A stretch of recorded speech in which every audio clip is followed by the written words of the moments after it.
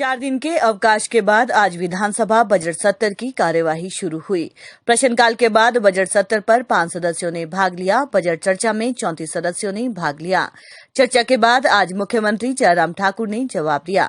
काफी देर विपक्ष सदन में बैठा रहा, लेकिन जैसे ही कर्ज का जिक्र मुख्यमंत्री ने किया तो विपक्ष ने हल्ला मचाना शुरू कर दिया। इसी बीच नारेबाजी करते हुए विपक्ष ने सदन से वॉकआउट कर दिया। विपक्ष के नेता मुकेश अग्निहोत्री ने बताया कि शुरू से ही विपक्ष कह रहा है कि जाते जाते सरकार 85,000 करोड़ से ज्यादा का कर्ज छोड़कर जाएगी। कर्ज की बैसाखियों के सहारे ही सरकार चलेगी, जिसके लिए सरकार बिल लेकर आई है। अब 3% कर्ज को सीमा को बढ़ाकर 5% किए जाने का बिल सरकार ला रही है। जयराम सरकार पहले ऐसे मुख्यमंत्री है जिन्होंने कर्ज लेने के लिए सदन में बिल लाए हैं। 2021-22 के बजट भाषण में बदलाव करते हुए मुख्यमंत्री ने सरकार द्वारा शुरू की गई नई शगुन योजना का लाभ अब सामान्य वर्ग के बीपीएल परिवार को, बेटी को भी मिलने की बात कही। मुख्यमंत्री जयराम ठाकुर ने इसकी घोषणा बजट पर हुई चर्चा के समापन पर सदन में दी।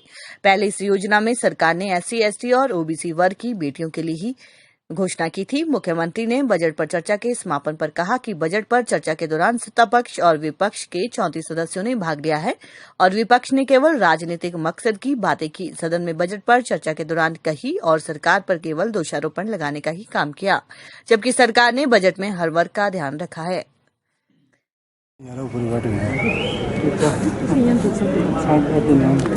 का राज बदल दो, चर्चा क्यों नहीं होती? चक्कर है, रोजगारी पे चर्चा क्यों नहीं होती? चक्कर है भाई, चक्कर है। तख्त बदल दो, ताज बदल दो, बेईमानों का राज बदल दो। तख्त बदल दो, ताज बदल दो, बेईमानों का राज बदल दो।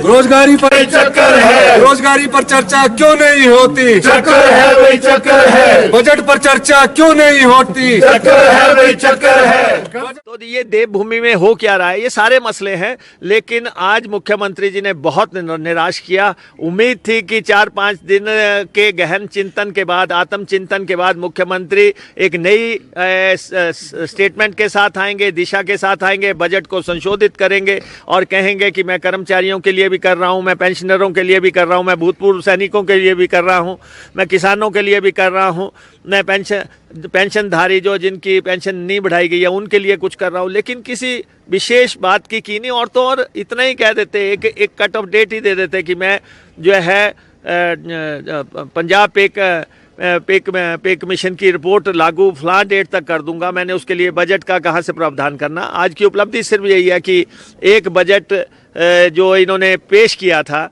उसकी पूर्ति के लिए एक कानून ले आए हैं हिमाचल प्रदेश विधानसभा में। ये बहुत दुखद बात है कि हिमाचल प्रदेश विधानसभा में आज ऐसा कानून लाया गया कि सरकार जो है कर्जे की लिमिट बढ़ाने के लिए कानून लेके आ गई है कि कर्जा जो है जितना हम अब तक लेते थे, जो पहले ही बहुत ज़्यादा है, अब कह दिया कि हमें लगभग 2 गुना 3% से 5% की लिमिट आज ले आए हैं।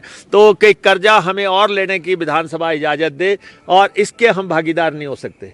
इसलिए हमने विरोध किया और विरोध स्वरूप हम बाहर आए हैं और मुख्यमंत्री जी ने हिमाचल प्रदेश के साथ बहुत बड़ा विश्वासघात किया। आज जहां तक ऋण की अगर बात कहते हैं, इस बात को कांग्रेस के लोगों को समझना चाहिए कि जब संकट इस प्रकार का नहीं था तो भी वो ऋण लेते रहे, और हम तो संकट की वजह से हमको ऋण लेना विवश होकर के करना पड़ रहा है। और इसलिए भी विवश होकर के ऋण लेना पड़ रहा है क्योंकि तुम लोगों ने 50,000 करोड़ के लगभग जो है 48,000 से ज्यादा करोड़ का ऋण जो है आप जाते जाते छोड़ के चले गए। उसका ब्याज अदा करना है, उसके जो है मूल राशि हमने जो है वो वापिस करनी है। तो इस बात का जवाब कौन देगा? इसलिए ऋण की बातें कहना एक तरफ, लेकिन ऋण लेने के लिए हालात पैदा करने वाले अगर कोई हैं तो उसमें सिर्फ कांग्रेस पार्टी है, जिसकी वजह से आज हिमाचल के लोगों को इस दौर में से गुजरना पड़ रहा है। हम सब लोगों को इस दौर में से गुजरना पड़ रहा है। तो इसलिए मैं ये कहूँगा कि उनका आज बजट के ऊपर चर्चा के समापन पर बिना सुने चले जाना, आधी अधूरी बात सुन करके चले जाना, ये उचित नहीं था। सिर्फ राजनीतिक मकसद से विरोध करना, क्योंकि हर बात का हमारे पास जवाब उपलब्ध था, लेकिन फिर भी उसके बावजूद उन्होंने वॉकआउट की, इसकी मैं निंदा करता हूँ। फिर भी मैं यही कहूँगा कि हमारा बजट संतुलित है, हिमाचल के विकास के लिए समर्पित है, गरीब लोगों के लिए समर्पित है। जो मैंने आज स्टेटमेंट उसमें हाउस में दी है और उसमें उसको निश्चित रूप से SIT कॉन्स्टिट्यूट कर ली है और उसमें दोषी जो भी हैं उनको पकड़ करके रहेंगे। अपॉर्चुनिटी उनको दी अपनी बात कहने के लिए, लेकिन बजट के इर्द गिर्द वो नहीं बोले, वो सिर्फ राजनीतिक बातें कहते रहे। और मैं ये जरूर कहना चाहूंगा कि अब की बार का ये बजट जो 50,192 करोड़ रुपए का हमने प्रस्तुत किया है, ये बजट विकासोन्मुखी है। डेवलपमेंट के सेक्टर को इसमें इतने बड़े संकट के बावजूद भी हमने नजरअंदाज नहीं होने दिया है। और ये बजट कोरोना के संकट के बाद का बजट है, जबकि कोविड के कारण आर्थिक दृष्टि से बहुत प्रभाव पड़ा है, उसके बाद का ये बजट है। फिर भी उसके बावजूद हर वर्ग के लिए उसमें मदद की गुंजाइश निकाली है। नई योजनाओं की शुरुआत की गई। पेंशन में हमने महिलाओं को 65 वर्ष से 69 ईयर की एज में उनको आय सीमा में छूट देते हुए 1,000 रुपये की पेंशन की जो है वो एक नई कैटेगरी हमने शुरू की है, जो पहले नहीं थी।